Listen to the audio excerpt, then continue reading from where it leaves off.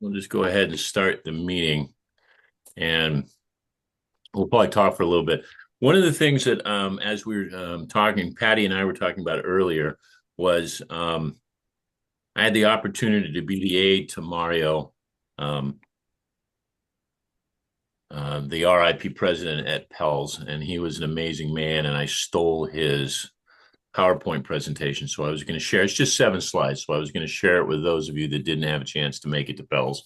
But he's a very dynamic guy, but he has a strong message that he wants to bring to the districts. And so I thought it would be apropos after this to be able to bring it to you guys and see what you think and come up with some ideas on what we can do for 5110. I'm stalling for Chris, but I may not have to. Angie, good to see you. Thanks for joining us. Hi, good morning. Thank I you. I love your backdrop. Wherever you are, it's a good place. Well, that's a manifestation backdrop, but I actually am in Hawaii right now. Really? Wow. Well, fantastic. I'm in lovely Albany, Oregon. It's a dry rain up here. Anyway, okay, I'm going to share my screen and we'll start with see if we can get Mario's presentation going and get some ideas and some questions going on this. Okay, can everybody see what I'm talking about right now? Unite for Good. We'll put this up. There you go. Yep. Yep. Excellent. I never liked the way that it changes the there it is. Okay. This is the new 2025-26 Unite for Good. And one of the things that I thought was interesting on this is I guess there was some serious discussion, and Mario did not like the fact that they had a different word and he wanted to use something that created action. So they came up with the word unite. Doesn't always translate across on an international level, but we in the business world, we always used to say customers for life. And our theory is if you had a product that was of value and something that people needed and it was priced, there should be no reason why you can't keep that customer for life. And I feel that as Rotarians, we should come up with that same mindset. One of the things my wife asked me when I joined the governor line is, are you sure you want to do a 5 to 7 year commitment?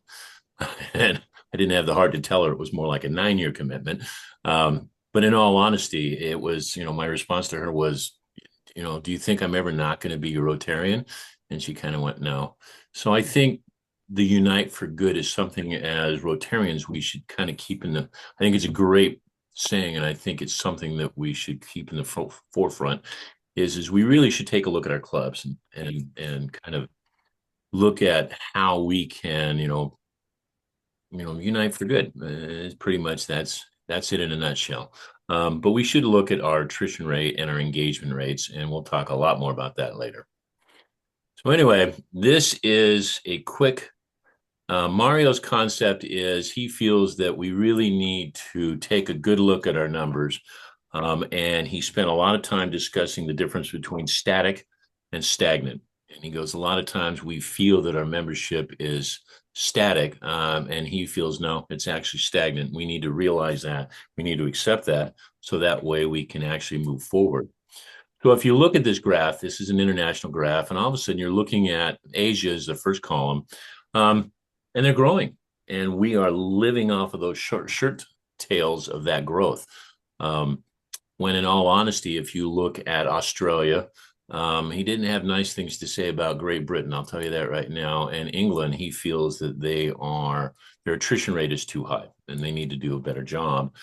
But as you're going down here, one of the things that amazed me as well is the amount of numbers in Europe, Africa, and Middle East. Now they grouped them all together, so that's a lot of demographic to put in the same bucket, so to speak. But it's almost 300,000 people.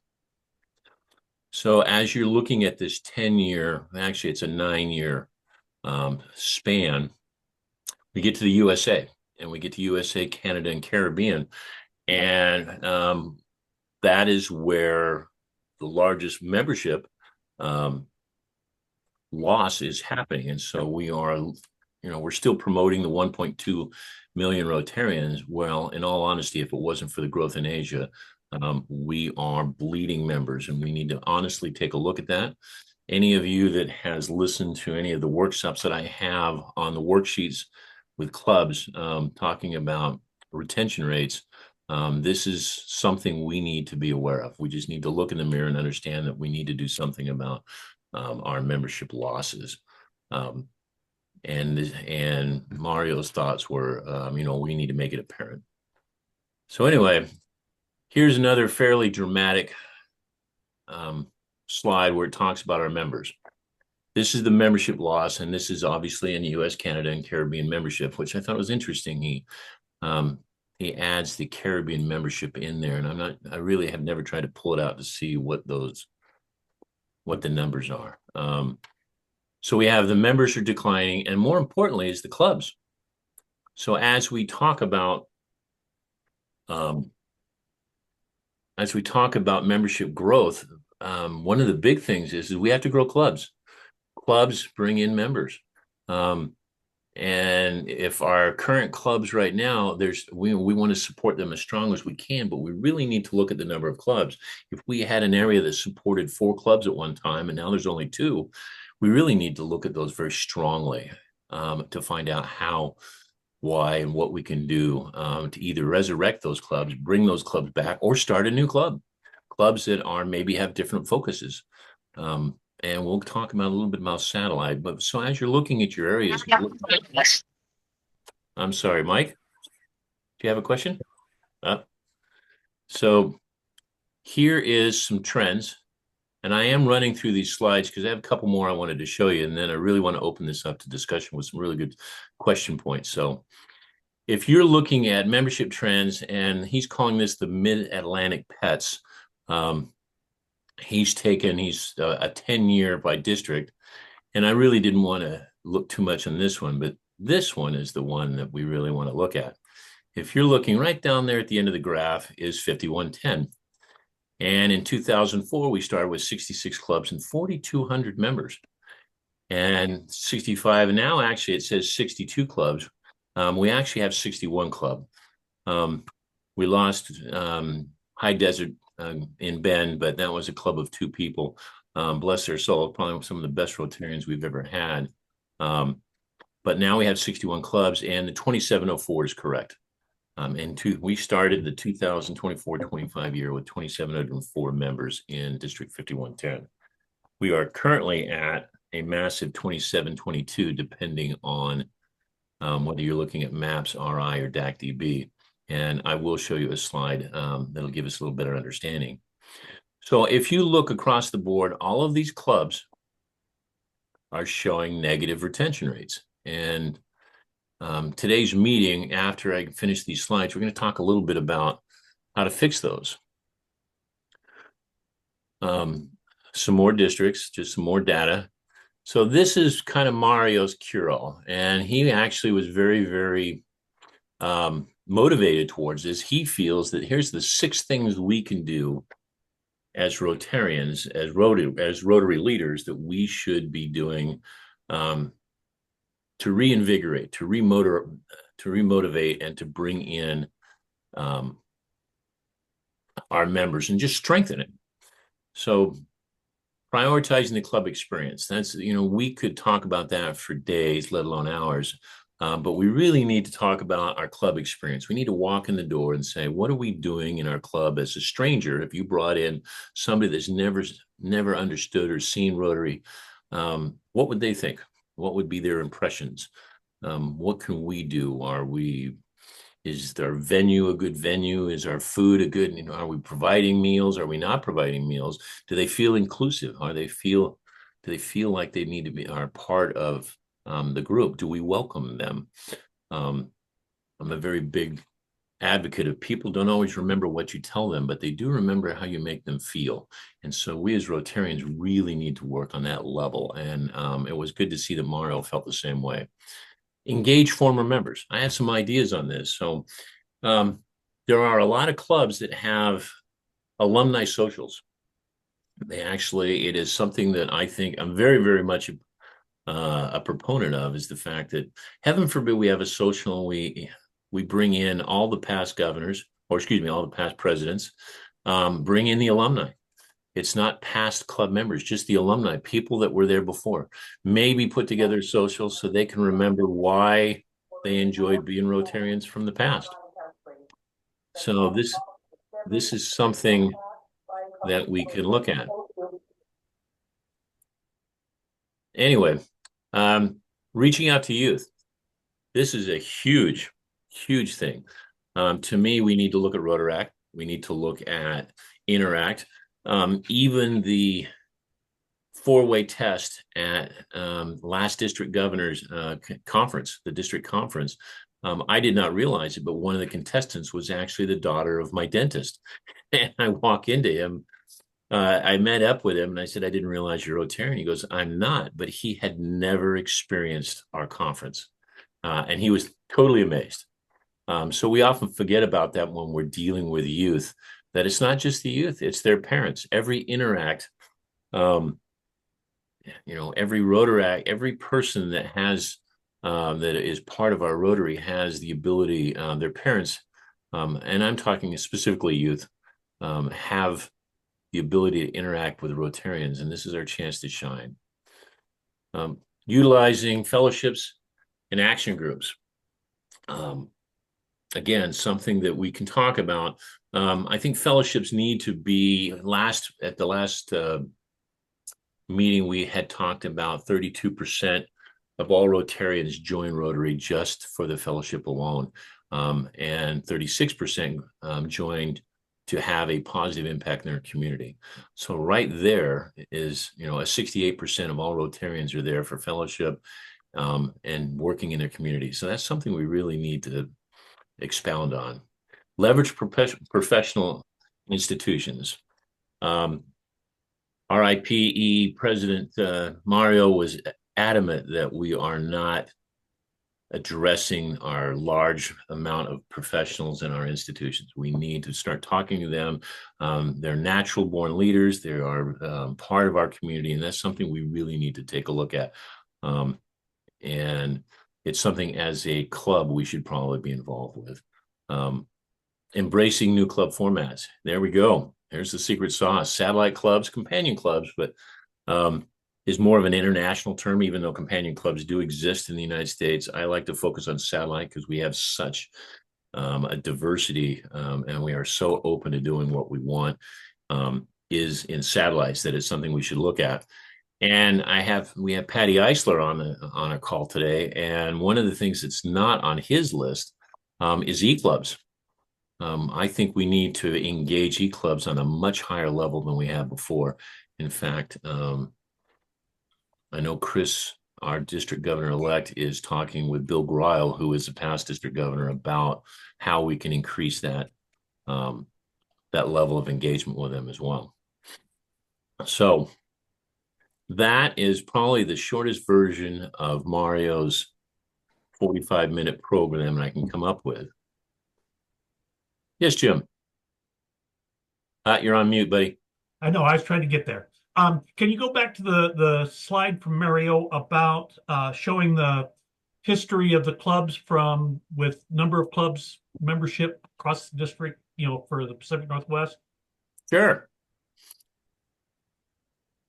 If I must. Well, I got a comment about that. Oh, crap. I knew you would. I'm being funny. Here we go. You want the Northwest Pets? That one right there. That's the mid-Atlantic. Back one. That slide. Got it. Okay. Now we talk about and Mario's pushing the new clubs and all the rest of it. And I support that to a certain degree. However, if you look at 50/20, okay, and from 2015 to 2019, District 50/20 did let's get new clubs. Let's get new clubs. Let's get new clubs. They did. They added 8 new clubs, but they lost 600 members. Mm-hmm.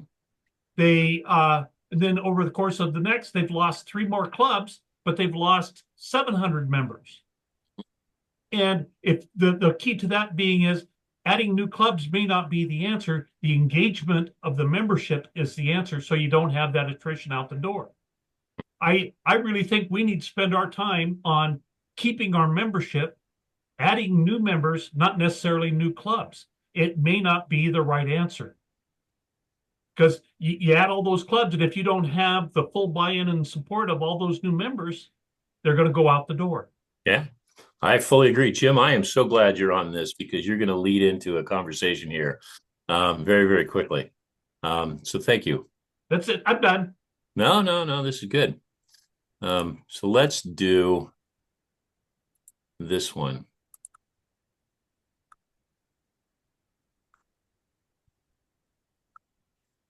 Okay. This is right off of the Membership Action Plan, or MAPS. Those of you that have ever been with to any of my workshops, I live and breathe by this data. And we can talk a little bit later about how I got it and where I got it if you're not familiar with it. I am currently in the zone. This is District 5110 zone dashboard. And what I'm showing you right now is exactly what Jim is talking about. Total clubs in the district, member of clubs with 0, which I'm not sure I understand that number. Number of clubs with 1 new member, 0 members, I guess, 0 new members. So 9 clubs have no new members currently. 10 clubs have at least 1 member. Net gain, loss to success track, -31. Number of growing clubs, we have 18 clubs in the district that are growing, 32 clubs that are declining in membership, 12 clubs that are considered fragile. And we can talk about that a little bit later if you want. And here's an interesting, they are forecasting a net loss of 18, which is ironic because the year before I was a membership chair, we actually had a net loss of 120. So that's massive when it comes to not losing as many, but it's still very sad when it comes to a growth rate of what we can do for District 5110. And I'm going to ask a series of questions specifically about what we can do to grow 5110. So here is the graph, and I feel this is probably the most dramatic graph that I can show members of what we're doing. If you start a membership with 2704, and that's what we did, currently we're at 2721. Actually, we're at 2722, but I don't want to arm wrestle over 1 member. But here's the interesting point that Jim was talking about. As a district, we brought 201 new members into our club, into our district. That's actually fantastic. Problem is we had 184 terminations. So we had a net gain of 17. Well, if you look at that graph, the yellow is the projected growth rate of our district. The blue is the actual.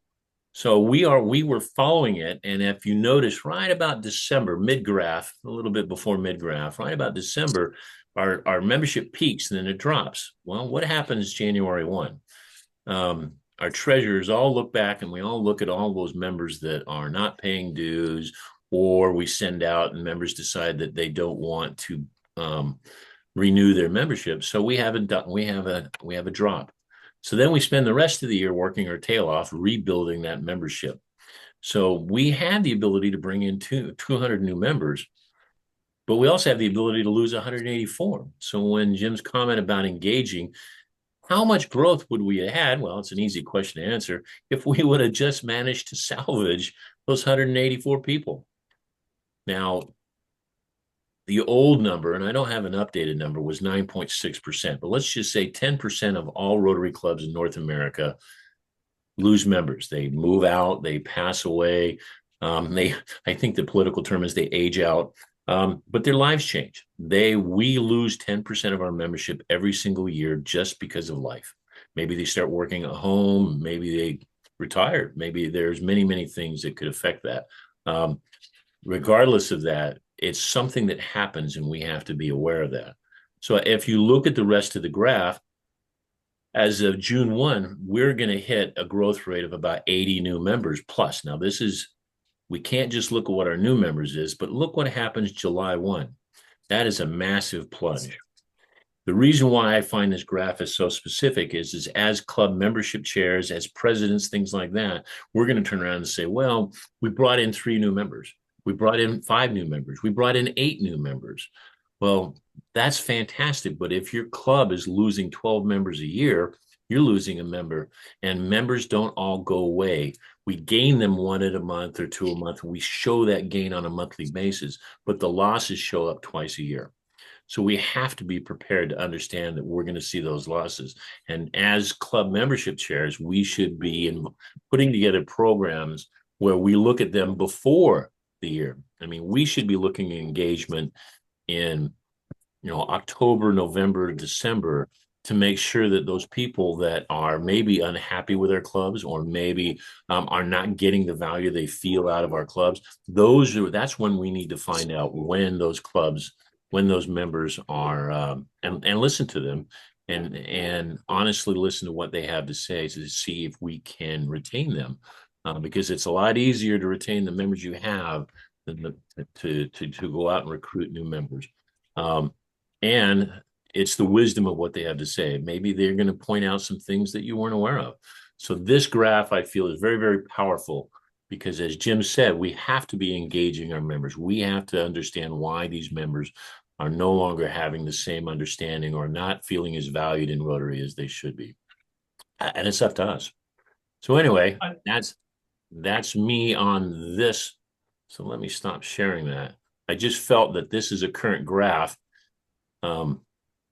of where we are in the district. Okay, so that's enough of slides for one day. And I will throw out one other point on that graph, especially.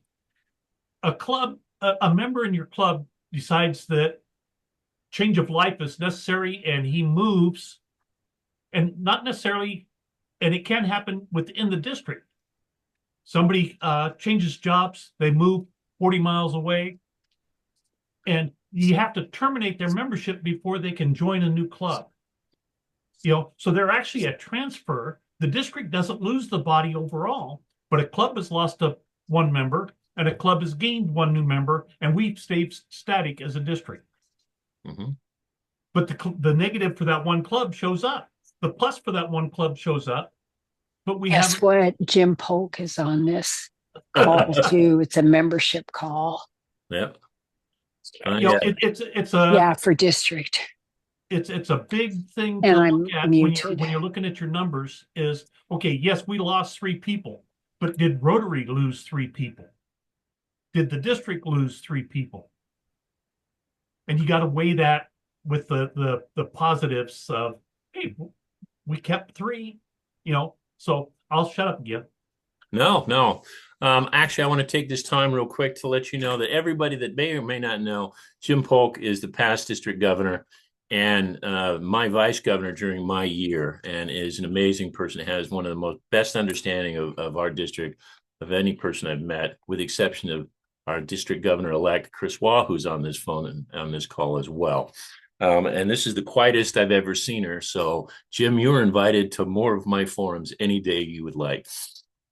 But anyway, and that's just my sense of humor, giving Chris a bad time. So to jump on Jim's comment, here's a point I'd like to make. Last year, I had brought up many times the power of 3. If you took 61 clubs, if every club made it a goal to just gain 3 members a year, just a positive gain of 3 members, you would think that's not a hard goal. You would think that it would be something actually very easy. I mean, I've seen people come out of pets. I'm going to gain 10 members. I'm going to do this. I'm going to just 3 solid growth of a +3. Obviously at 61 clubs, that's 183 members. That would change our growth rate or our loss rate from 2,700 to a positive growth up to 2,905. Right there alone, if we could just get every club to focus on gaining 3 members and with a 0 attrition, so a positive net gain of just 3 members every year. Jim, I'm sorry, Bruce, this is Diane Nelson. Hi, Diane. How are you today? Good. When Nelson Mailer came out to our club, we've had a lot of members leave, and then we've had a lot of new members come, and he was really positive about just what you're saying. And I don't know where we stand in our club now, but I'm Marisa Barrett and I are working on getting more members. So I just wanted to comment on that about what you're saying, that it's very, very true. Perfect. Thank you, Diane. I'm going to take 4 more minutes to finish what I have to say, and then we're going to turn it over to the group with some very I have some very, very powerful questions I would like to ask. And this is from a district wide. We, as in the membership side of Rotary, I really want to get your understanding and ideas of what we can do to move the needle. So with that being said, how do you feel as clubs? Because North America as a trend is losing members. That we could probably spend hours discussing what they're doing in Colorado or Texas or anything else. My feeling is that District 5110, I'm going to break the cardinal sin because I feel that clubs should never be inclusive. I think they should include a district. But here I am as a district chair going, I'm not going to worry about what they're doing in other districts. I think we should internally be discussing what we know works in our district and what we can do to support our district. I'm not here to support Portland. I'm here to support District 5110. And I'm here to do anything I can to strengthen the clubs in 5110. So when Jim, I watched him ask many, many clubs what we could do to support him when we got crickets. Well, maybe I can help a little bit more with that and give you some ideas that we can expound on. But for now, I'm going to open it up to the club. What do you feel that not just your club, but we as a district can do to gain a positive growth in membership? And there is no, and if you don't answer, I'm going to pick on you, because that's what I do. And my favorite person to pick on is going to be Sharon. Sharon, what do you think we can do down in Montague to help bring in just three members in your area? Well, we're trying a thing tonight. We're honoring the women in business, and we've invited 16 local women, and hoping to get some Rotary members out of that. But I'm trying to think what you could do as a district. Just get the word of Rotary out there more. Let people think, hey, that's a club I want to join. Because right now people go, oh, is Rotary, what is that? I haven't heard of that. Or are they still around? Or well, yeah, we're out here. We're out doing stuff. And so I know it should be more on me too. We should be wearing our shirts and parading through the street and saying, hey, look at us. We're here. But we don't. Sharon, you just made Chris, as the chair of the PI chair, very, very happy, because she is an adamant believer in public image. But the point is, I think we have to look at, from our engagement standpoint, we have to look at our existing customers, our existing members. I have a very powerful exit survey, which I think is the most foolish thing to call it an exit survey, because the questions that you ask of people are things that we should be asking people before they leave, not after they've left. Wouldn't you want to know why people are maybe not as engaged or backing out? Jerry Kasanovich, our past district governor, once made a very powerful statement. He said, if you don't think your club has an engagement issue, during your meeting, look back at your badge box. And if it's half full, you have an engagement issue. And I thought that was just an amazing saying, because that's the first thing I did when I went to my meetings. I looked back and went, wow, there's a lot of people that aren't showing up. Maybe we should be doing an outreach program. But anyway, to answer your original question, that was a great idea. And I do think public image plays a very good point of it. Jill Tompkins, what do you think that we can do now in the district? But each club, obviously, growth happens at the club level. So I don't want to say that we don't want to think about clubs, but what I'm saying is we're talking about a trend. So how can we as a district do more positive things to bump the needle, to change the trend? Well, our club has pretty much taken the same train that Sharon's on, and we have really tried to increase our presence in Jacksonville. And also we're reaching out into Applegate, one of our It's always been a really, really tough area to infiltrate with Rotary. But we're working with the school, always have. And one of our new members actually is in charge of their Applegate. It's a neighborhood group that is absolutely doing amazing things out there. And so through that connection, we have been able to start some bridges. This is not the greatest time of year to do it because there is a real nasty hill between Applegate and Jacksonville that I know that hill. travel too well. But come spring, we are definitely going to be doing some projects with them. We've also built a really good relationship with the chamber, the boosters, and just and are having a brand new member who is the director of the community center. So we're really making some strides in like Sharon said, getting the image out there, letting people know Rotary is around. And we also doing a brand new fundraiser. Last year was our first year. It's a wine and dine. It's in September, and we've taken it over with the Jacksonville Wine District. So we're really trying to get involved with all the many groups in and around Jacksonville. And the other thing that I find is really great, we have a lot of visitors from other clubs. You know, I see Jim quite a bit. We have people from Medford Rogue. We all, after 5, they come to our meetings, even though they are at 7 in the morning.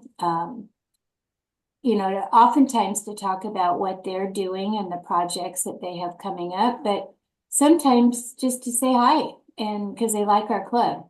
So I love that working together, partnerships and supporting each other's clubs. Perfect. Jill, when does your club meet? What day of the week? Thursday morning, 7 a.m., Bella Union in Jacksonville. In the bar. At 7 in the morning. Oh, yeah. But I will say Jerry does a great job of keeping it sweet and clean. Well, that sounds like a great club to be part of. It's a great club. It's Good. my family. I love them. Perfect. Well, hey, Bruce, this is Brannigan Dixon. How's it going? Good. How are you, Brannigan? Good. Absolutely. Sorry, my camera's not working. I'm not sure what it's doing. Otherwise, my face will be up there too. But No, that's fine. Love to hear what you have to say. Thank you, sir.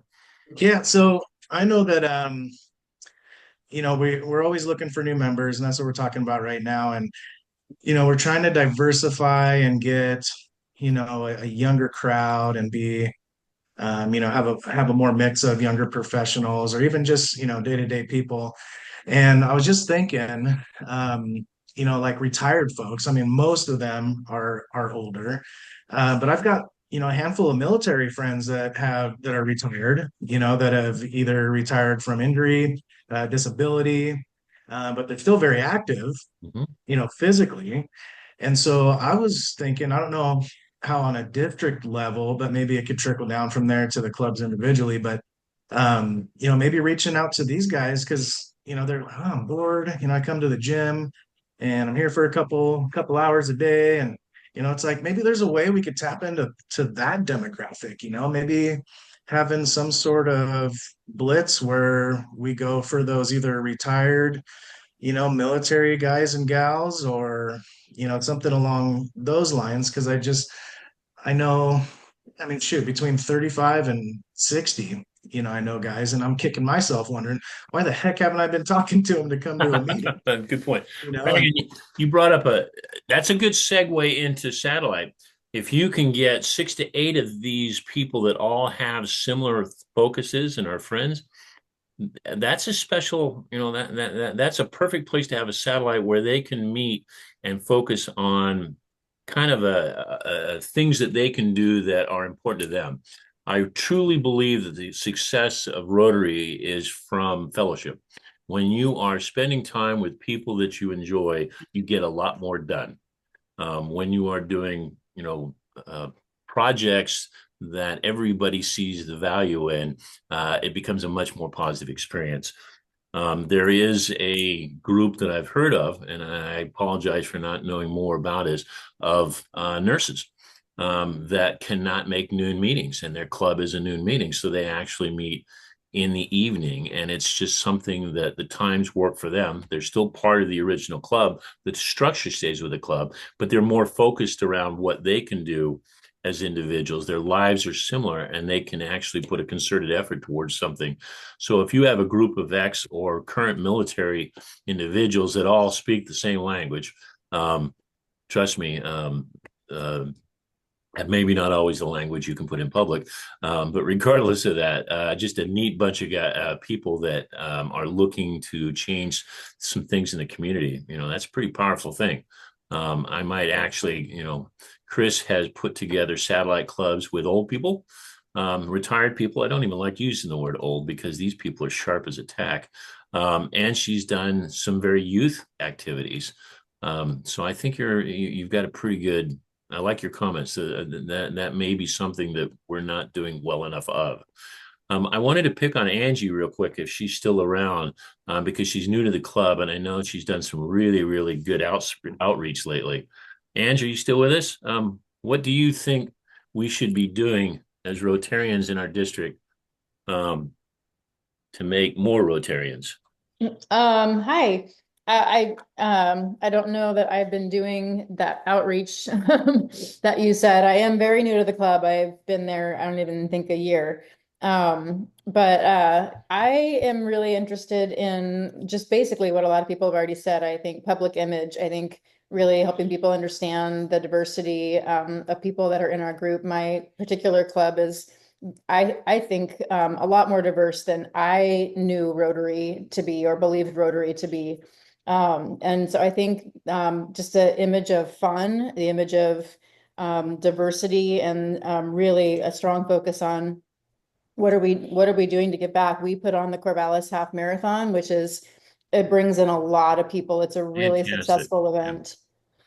And I think when we bring, when we're signing people up for the half marathon, when people are coming to pick up their packets, when people are hanging around afterwards, having snacks, like we really need to use that opportunity to help them understand who Rotary is and what, they're signing up for the half marathon, like what some of the benefits of that are, that it's not just them running a race, like we're using that money to do some really important work in the community for some really incredible nonprofits. And so just really trying to use that platform. I'm familiar with that fundraiser, and that is fantastic.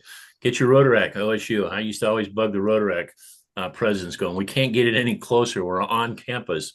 Do you guys want to help? And I think if you can get some of that that youth involved, I think they might see a little bit more of just how important what we do is. Yeah, definitely. Thank you. Well, thank you for your comments. And by the way, Steve Mathis in my club came to me when I first started.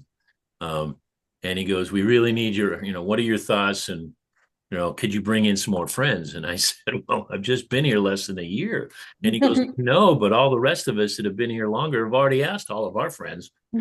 So youth, it's very important to get perspective from people that have not been in the club, because they're a little bit more, they're looking at it with eyes wide open. And so what your comments are very, very important. So please make it a point to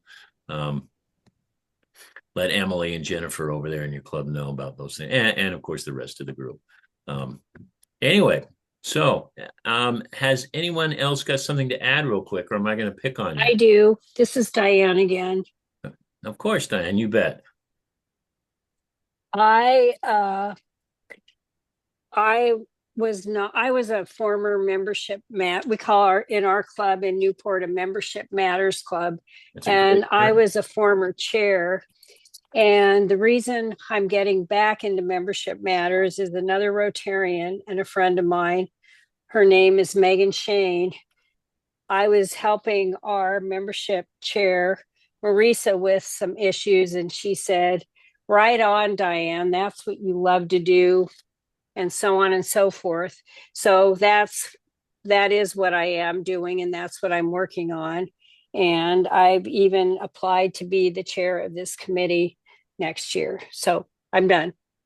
No, thank you very much for your input. Dan, which, everything is important. We want to hear.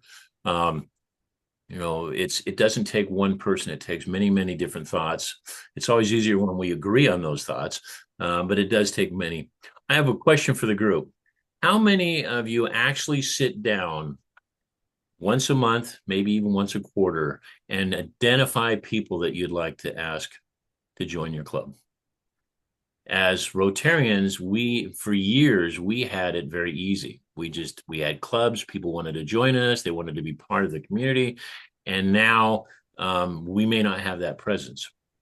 So one of the things that I know Mike Hewitt believes in, and I was going to call on here in a minute, is the fact that how many of us truly sit down with a vocational list, which I believe in, by the way, not from an exclusion standpoint, but from a way to think of maybe vocations that we haven't thought of before. How many of you sit down and honestly look at your community and drive through the town and go, ooh, there's a large supermarket, or there's a business, or there's something, we should have somebody from them in our club? Jim, you're up. Well, I have a kind of a sidebar to that whole idea. We get together on a monthly basis as Rotary Clubs or United Rotary Clubs of Southern Oregon. So all 9 Rotary Clubs meet with our area governors, assistant governors. You going to send me an invitation to that, Jim? I'm not the organizer, but we can. You got a computer. That. Why don't you send me? I'll be the mystery guest. I want to be part of that. That'd be fun. Anyway, we brainstorm at every one of our meetings talking about how we can recommend people, even if they're not for our club, we can recommend them for other clubs. And we identify individuals that we know that aren't, maybe like in Central Point, they're not part of our organization or our group, but they could be in Ashland, or they could be in Medford. And so we make those recommendations, and hopefully people do their outreach, and it works. I think it works. I know we've identified in the last several meetings. Do you assign do you assign to different people in your group people to reach out? Each president does. Hmm? So each president does. So Diana would be responsible for reaching out for somebody in Medford. I think in Jacksonville, Jill obviously would be one of those individuals. Okay. If the president's happy with that, I always hate it when you always elect the president to do everything in the club.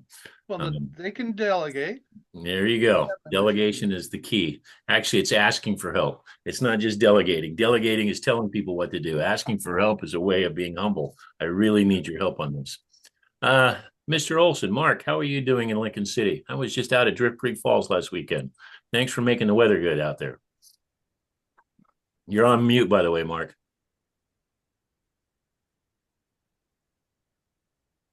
All right, now you can hear me. There we go. Yeah, I think that Drift Creek and that bridge, right, and what it took to build that bridge, somebody had a vision, and, we enabled it to happen. And I think that in some ways, where Rotary is its strongest, at least for me, is always been about bridges, about connections. Love that connection. Good job. Just, again, I think the strength of a community when people could come together with diverse ways of ideas, and we're building the whole. And so I think that idea of targeting people in your community that you think about, how can we bring in more people to be diverse? And because it strengthens us as a whole. So that's where I would love to put my emphasis in on this year.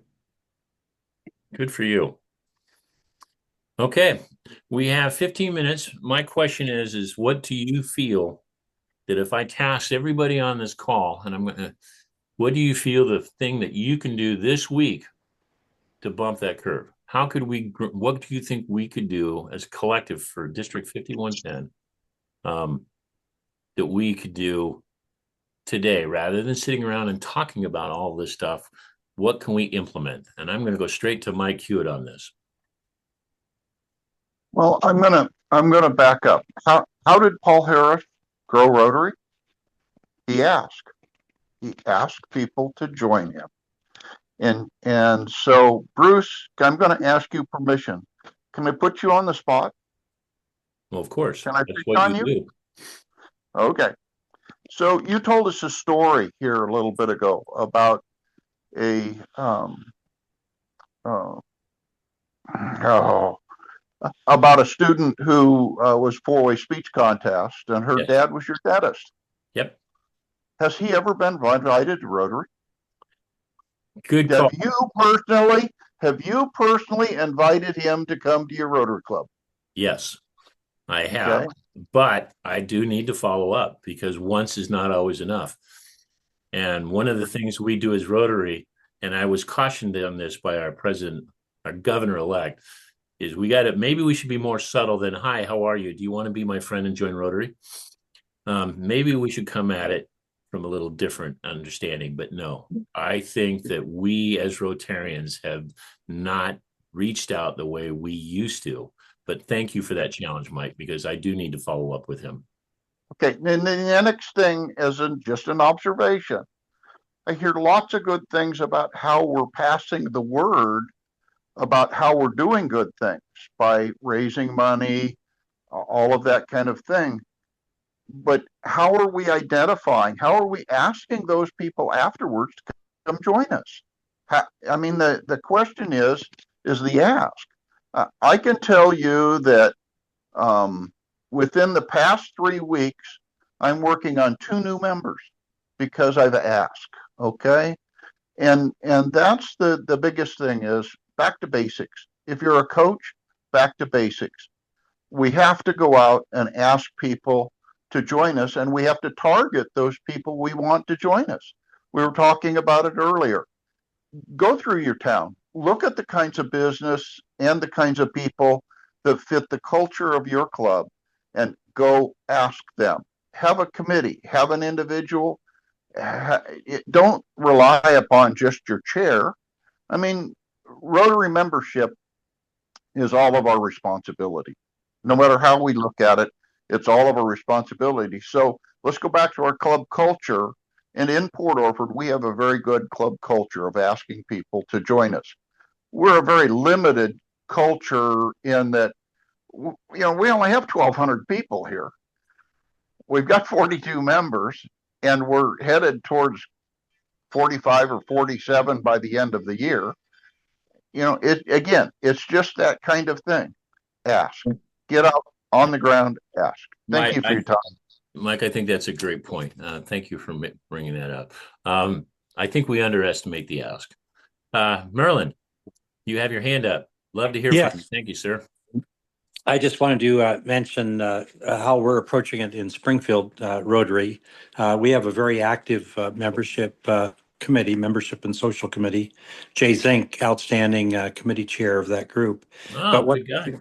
What that group has done is identified from the Springfield Chamber of Commerce key businesses that we have in the area that we do not yet have members in Rotary. And so that's been started at the membership committee level, but then that's also been shared with the full club, giving them a list. And if there's somebody that they have some kind of a contact with, so that they would get their name down there, and then we can check back with folks and see how that's going. But we're looking at a kind of a long-term strategy.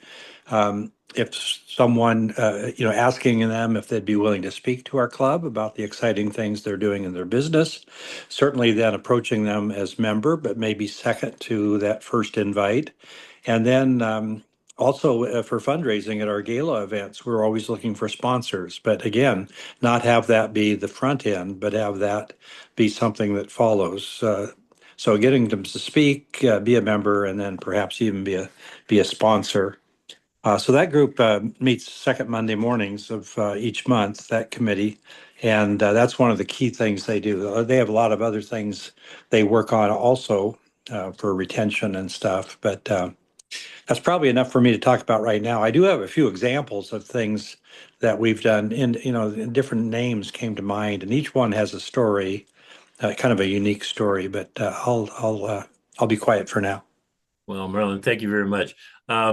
I didn't mention it this time, but it's nice to see that a lot of you people have put your clubs beside you.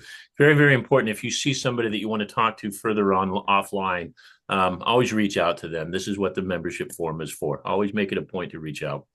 One of the things that I would don't want to delve into on this meeting, though, I like programs. I think one of the most successful things we can do, if you can get a city manager to talk about the growth, or maybe, even something like the Department of Transportation talking about an overpass or something.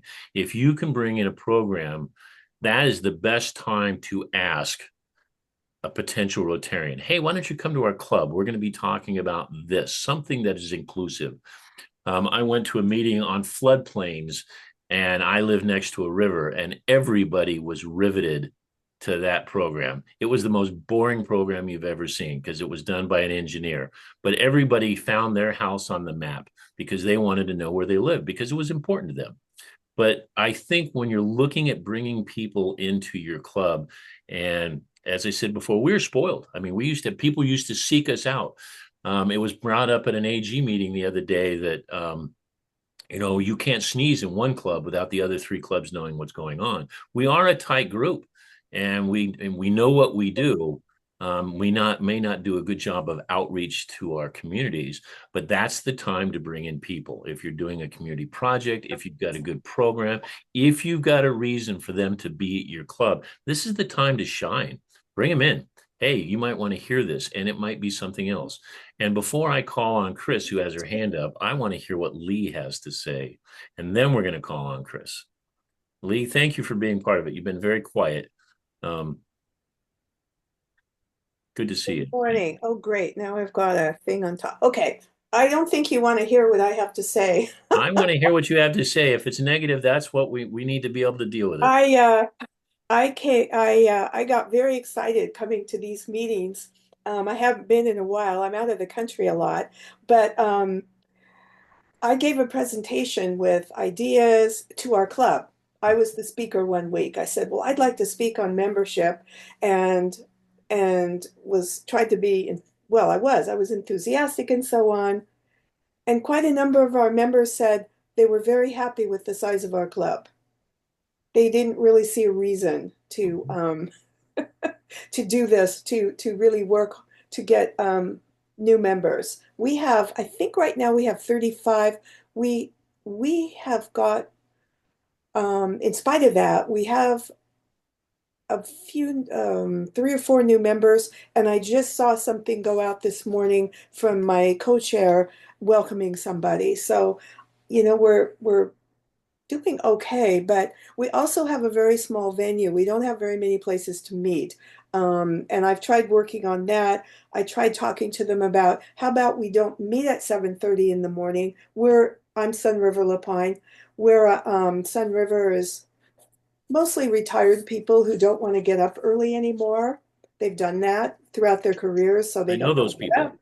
So yeah, and so so I said, well, some of the other clubs meet for lunch and so on. Well, we do have a few members, like the bank president, the bank manager, the elementary and middle school principal, and a number of professional people, fortunately, and young. This is good. And they said they just can't take that time out of the middle of the day. So then that idea was shot down. So Kaylin Grammater, who's our president, and I are actually the co-chairs of the membership committee. So I've made a few notes here, and I'm going to try to find if there are other people in our club who are interested in at least maintaining. Oh, and we've gotten some new members from other places too. As they retire and they've been in Rotary other places, we snatch them up. So that's worked pretty well. I will say they're willing when you snatch them up, right? Yeah, that's right. Okay. They were excited. They're a crucial part of the snatching up part. Is Florence, Oregon part of 5110? Yes. They are 5110, and we are from just a little bit south of Salem all the way down to the great city of Montague. Okay, because the I also epicenter of District 5110. Yeah, I spend a lot of time in Florence, and they have a great club. Do any of you know the Florence Club? Oh my gosh. I hear they It's- had they had a it's- pretty good It's very raffle at the large. end of the day, fundraiser. Well- Yeah, it's coming up. Actually, we have a fundraiser June 1st. We do pretty well for a group of 35. We usually get between 50 and 60,000 at our fundraiser. That's But we're blessed. admirable. We're in a community that supports that kind of thing. So I've taken lots of notes this morning, and I'm going to go back enthusiastic and see who I can drum up in our group to be a little more. Thank Hey, you. Liz. Lee, what is your fundraiser? Sorry, what What is is it? your fundraiser? Oh, it's a dinner and silent and the kind of the usual. We have lots of them in Sun River. Okay. I'm surprised that we do as well as we do because the music festival, the art, Sun River, the women's club, we have lots of these things, but we have a very giving community, so that works. I just can't get them to necessarily. That's another thing I'm competing with. Our women's club has almost 400 members. Oh, And we are wow. constantly join, work. That's probably my biggest competition. Well, 400, that's admirable though. So we Lee, I have are. lots of things I'd like to respond to that, but I really want to give Chris some time to talk. But thank you for bringing that up because there are some very definite points that you brought up that we should be addressing. But Chris, the floor is yours. Well, I was going to make a comment about new member sponsors, but before I do, Lee, I want to react and respond to members who don't want to change, whether it's the day of the week you're meeting, or we don't need to grow, we like the way we are, or whatever it is that you're thinking about changing. When you bring up that dreaded word change, a lot of people just stick their feet in the mud, and it's like trying to pull a donkey. Hard to do. But what if we reframed it to an experiment? What if once a month you experimented with a lunch meeting or experimented with a way to get new employees? Sorry, I mixed up my work and Rotary. New members, or you experimented with a change to your fundraiser.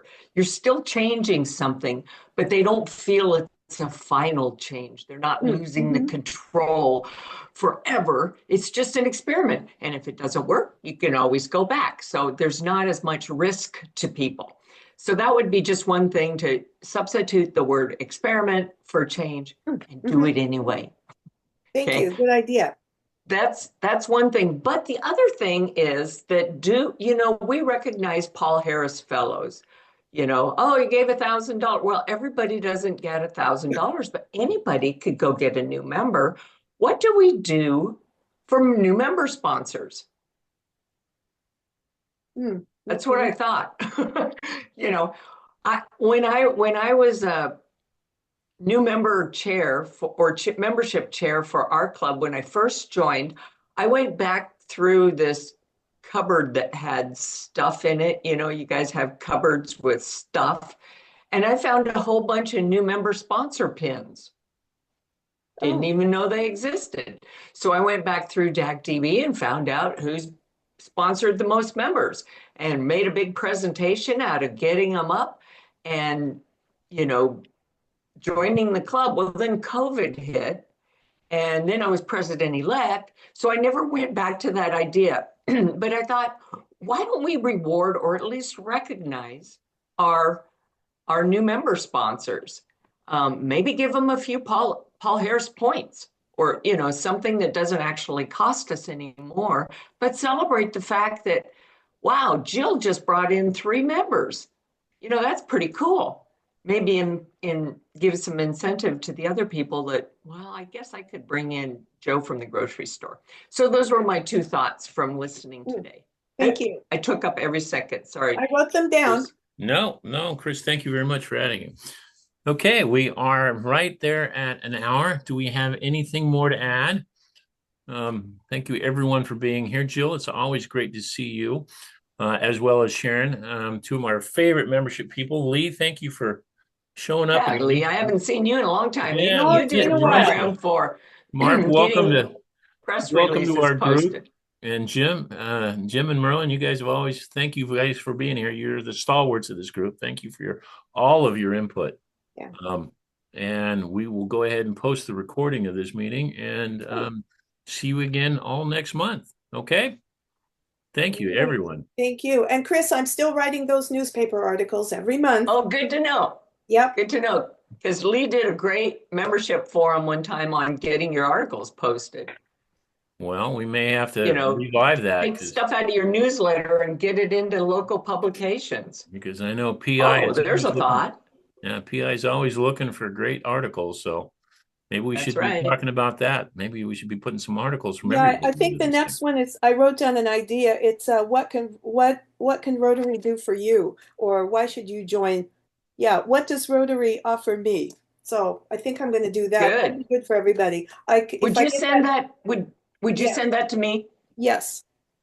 I want to show you how to get it on. I'm going to make you a publisher at the district level. Oh, great. Another job. Yay. No, well, you're already only when you want to. I'm already doing it. You're already doing it. I'm just piggybacking.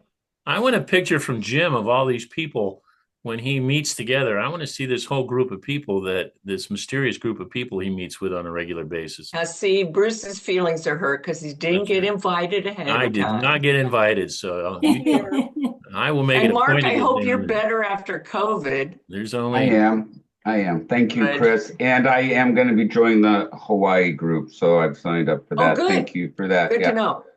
I'll be curious to hear what you thought of it, because I've never been to a virtual one. And the training that's happening in Cottage Grove, and I saw that all of us are supposed to, presidents-elect are supposed to go to that. I know that I went 2 years ago to that, just on my own. But anyway, I will try to make it again. Some of those times are really hard for me as a pastor with 2 churches. So I got it. Mark, there is some special things, and you can either vote up or vote down the budget. For this year for the district. How much are we going to spend on membership? There we go. There you go. there is a track specifically for presidents, and it's very, very important. If you can make that meeting, it polishes off everything that we need. And it pulls it all together. Great. I will attempt. Great. Thank you all. So Jim, I'm going to get a picture and an invite any day now, right? I will talk with Julie and I'll talk with Michelle, and I will find out how to go about inviting. Perfect. Perfect. And Jill, I want to put a workshop down in your side of the world. So we need to talk about venues. Okay. Oh, absolutely. I'm your girl. Excellent. So we're done. Okay. Marilyn, thank you very much. Lee. Bye. We finally out-talked all the other ones. So I guess we got to go.